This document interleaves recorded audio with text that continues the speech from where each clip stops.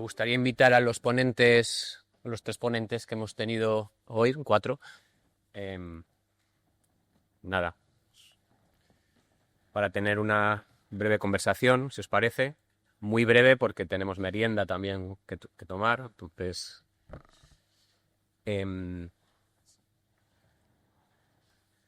bueno, yo simplemente por abrir así como un tema así general y ya pues, habláis de lo que queráis realmente.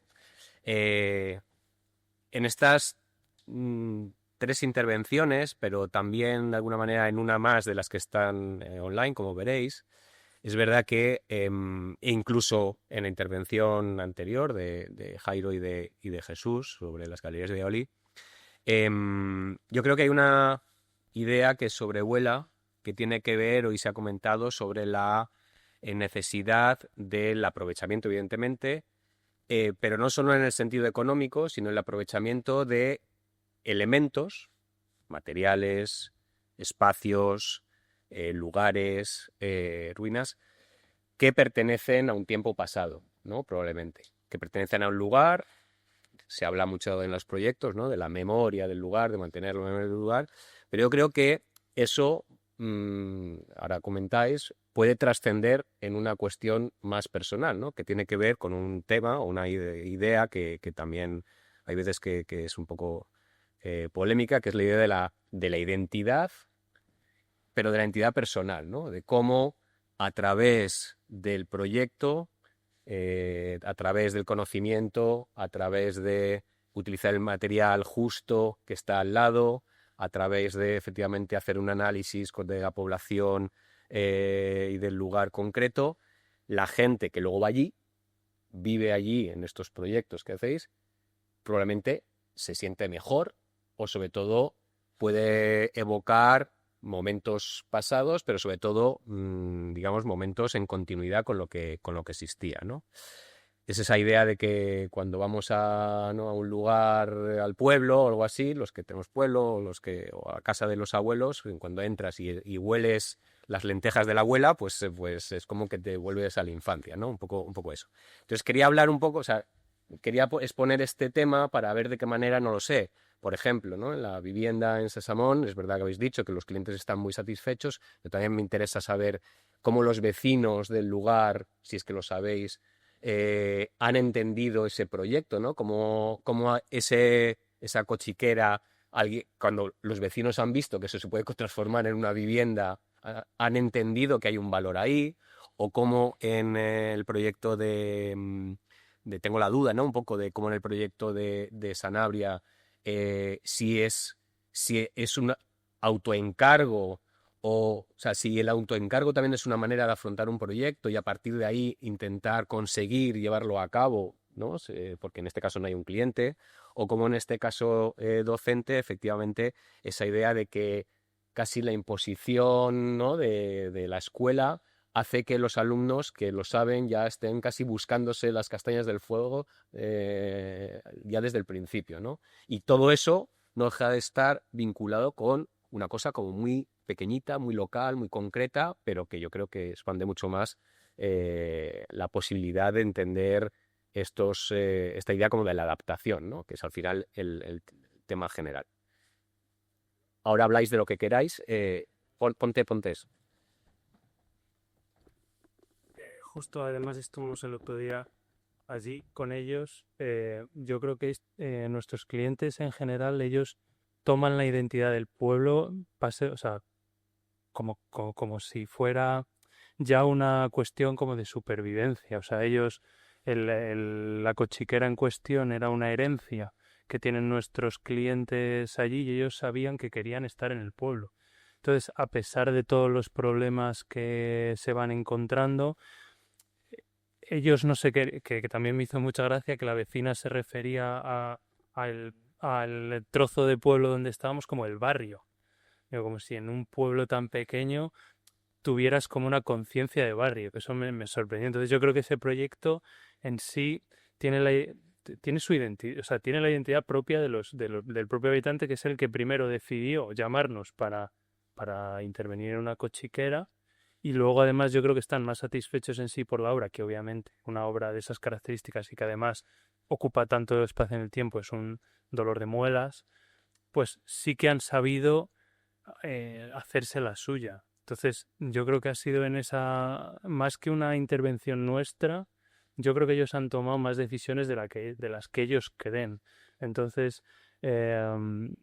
yo creo que la idea de que ellos es que no sé cómo decirlo, pero que se hagan la obra suya a nosotros nos emociona más, ¿no? Que, De hecho, el otro día estuvimos porque va a salir, está teniendo mucha repercusión, yo creo que incluso igual demasiada que no nos esperábamos. El otro día fue El País y fue una periodista y una fotógrafa, pero va a salir El País el mes que viene y yo que estoy bastante loco, estaba como, digo, joder, a ver cómo tienen la casa esto, que va a salir en toda España, ¿sabes?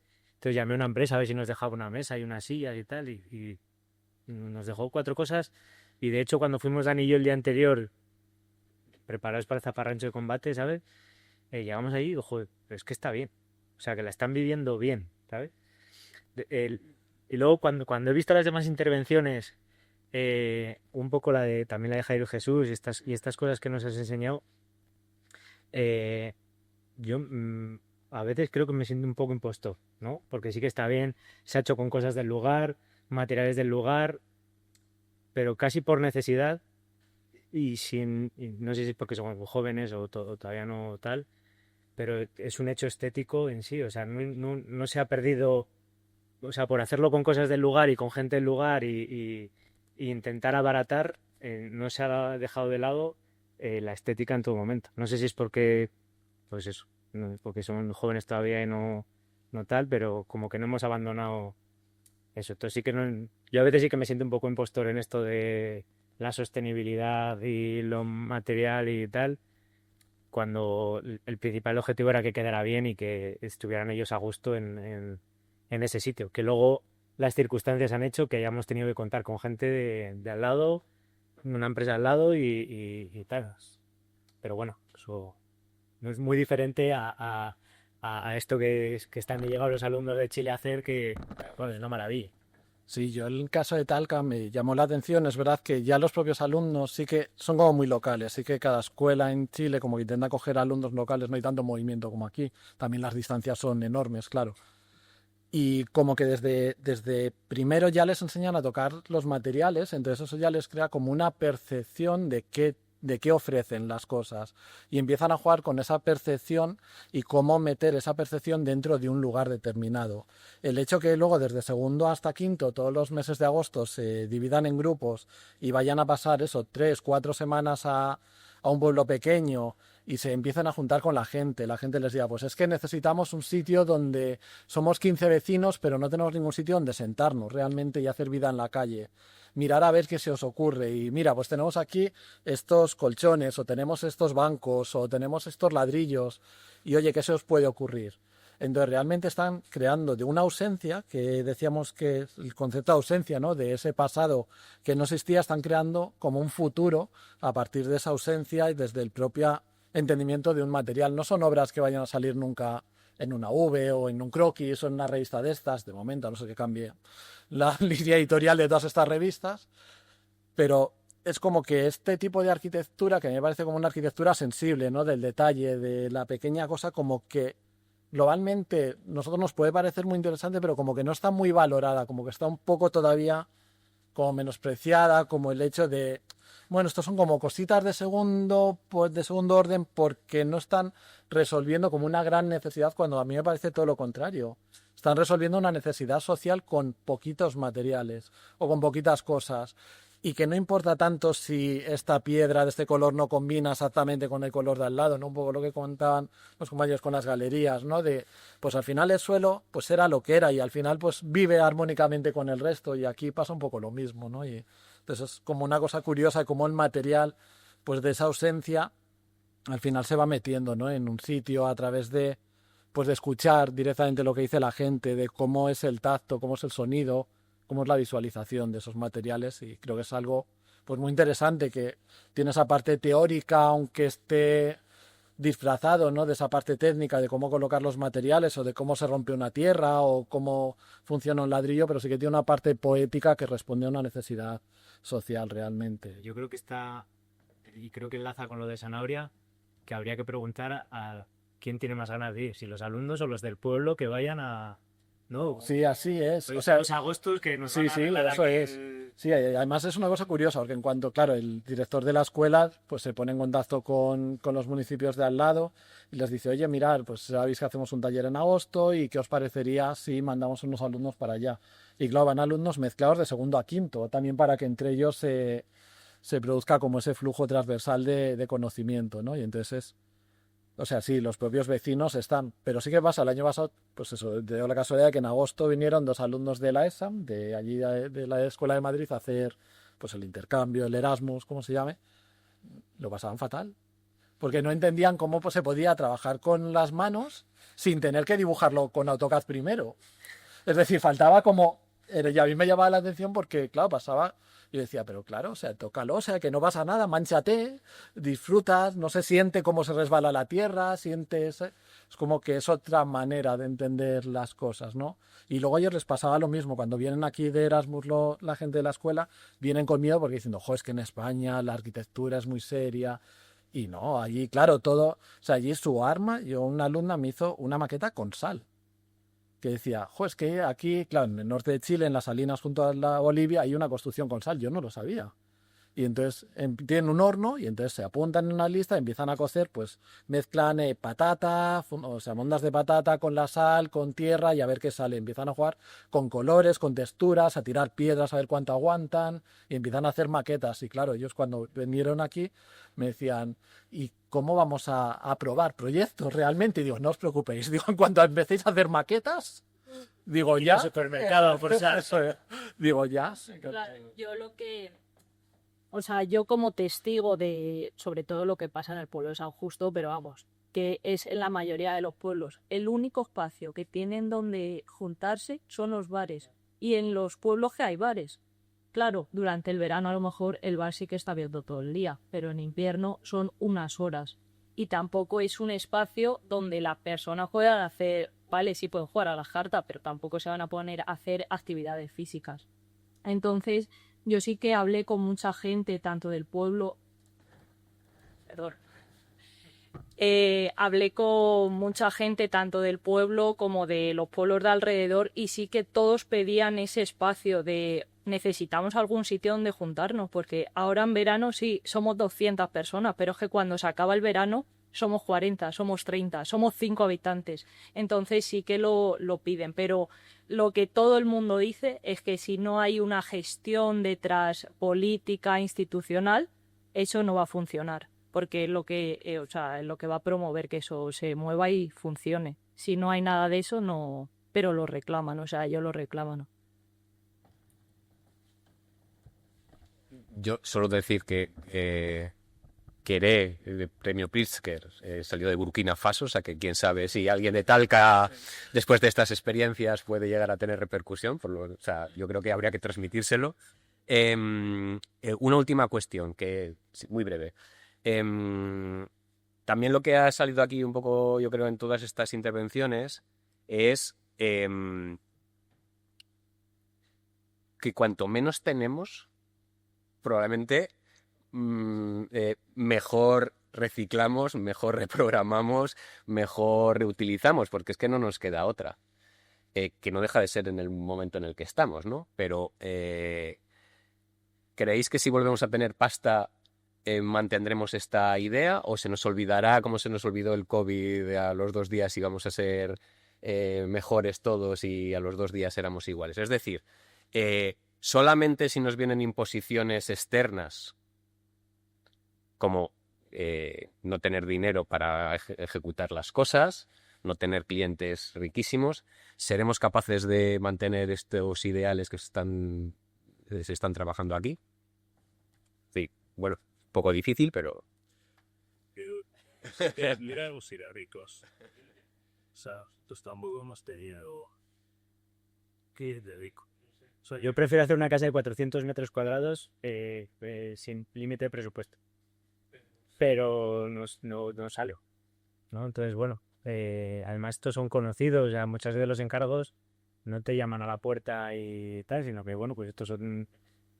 es el pueblo de mi pareja, es la hermana de una amiga de ella, y bueno, y salió así, y entonces menos económico aún, claro. Que son conocidos, pues está, pero no sé si eso nos ayuda a pensar más, pero sí que el ejercicio con menos espacio, o igual más como lo que decía Arturo esta mañana, de tener una imposición ya de un lugar o de un continente, a nosotros creo que nos ayuda bastante. Estamos bastante más acostumbrados a trabajar sobre lo construido y sobre lo existente y con una infraestructura ya, en este caso unos muros, pero en otros casos pues pisos o tal, ¿no? Entonces, bueno, eso tiene que ver con la contingencia de que hay que reciclar espacios ya construidos y que los clientes normalmente que tenemos pues tienen poca pasta y no se pueden comprar una parcela en el Montico y tiene un piso de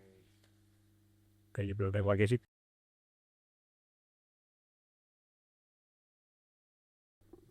Hay una cuestión como ecológica que un poco va de la mano, o sea, es el tema del Congreso, ¿no? Que ya se está para quedarse, ¿no? O sea, nosotros siempre hemos pensado en, o sea, aparte de luego cómo pensemos los proyectos de una manera o de otra, siempre tenemos en cuenta pues que tenemos que aislarlo todo, que tenemos que poner las instalaciones más eficientes que podamos, o sea, esa al final es una cuestión que ya se lleva un 50 o un 60% de todos los presupuestos, entonces yo creo que eso, tengamos más o menos dinero, es una conciencia que ya vamos a tener de continuo, ¿no? Yo creo, o sea, que al final, si se tiene más dinero, siempre que se tenga que el arquitecto o los diseñadores tengan la idea de reciclar los materiales, cuanto más dinero se tenga, se va a utilizar más incluso, en el sentido de que hay en algunos casos que no se reciclan los materiales porque supone un gasto económico muy grande. Pero claro, no estás pensando que ese gasto luego lo vas a reducir pues a lo largo de la vida del edificio, de la construcción. Entonces yo creo que sí que si tuviéramos más dinero, más se llevaría a cabo. Pero claro, tenemos que tener la idea. Si no se tiene la idea, no lo veo difícil. Yo tengo una sensación como encontrada en este aspecto. Estoy muy de acuerdo con mi compañero Daniel, ¿no? Álvaro. En que siempre es más fácil proyectar cuando no tienes el miedo al folio en blanco, ¿no? Es decir, como el folio en blanco te supera y no sabes por dónde empezar la primera línea. Y cuando tienes algo sobre lo que agarrarte, pues siempre es más fácil. Entonces, como que eres capaz de pensar y jugar mejor con qué materiales encajan y como que tienes menos desperdicios. Pero tengo la sensación encontrada realmente de si la normativa, yo trabajo mucho con proyectos de patrimonio, prácticamente todo lo que hacemos en estudios de patrimonio, realmente, si la normativa impusiera igual, siempre se ha escuchado rumores, ¿no? Que el código técnico va a llegar a pedir la huella de carbono de los materiales en muy breve tiempo. Pues realmente eso sí nos va a ayudar a pensar en que hay que usar materiales de proximidad. Es decir, muchas gracias, nosotros tuvimos un cliente en una vivienda que os decía, yo quiero todo ecológico, todo reciclado, no sé qué, me he comprado un Tesla, fíjate qué bueno soy. Y diciendo, sí, el Tesla te lo han traído de Estados Unidos en un barco que contamina, Es decir, tienes un coche eléctrico fabricado a no sé cuántos 1000 kilómetros que ha venido hasta aquí contaminando lo que no te va a contaminar el coche en la vida útil, pero somos ecológicos. Entonces, si la normativa realmente sí se impusiera, al igual que en patrimonio nos meten una normativa exagerada para hacer cualquier cosa, necesitas 20 informes de arqueólogos, 20 todo, y hacer todo de una manera muy lenta, si la normativa nos impusiera también el meter el tema del reciclaje, el tema de la huella de carbono, productos de proximidad y realmente construir, es decir, pues en cada sitio tiene sus técnicas constructivas, es decir, no nos inventemos ahora, no queramos construir aquí un palacio de cristal, es decir, pues aquí hace una temperatura determinada, pues habrá que construir con materiales que entiendan la temperatura del lugar.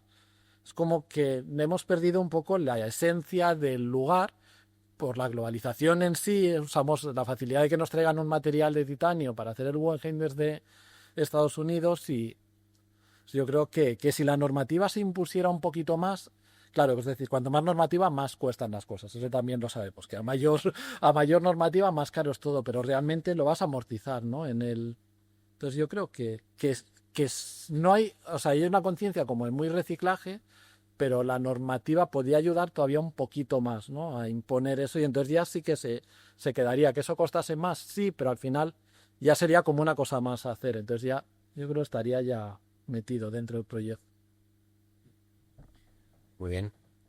Tras esta polémica que he intentado crear, yo creo que gracias nuevamente a todos los ponentes. Creo que ha quedado una mesa muy interesante. Invito a que veáis las dos ponencias que han quedado por visualizar, ¿no? Que nos dirán cómo hacerlo. Y nada, doy la palabra a Javier para que cierre el congreso. Gracias.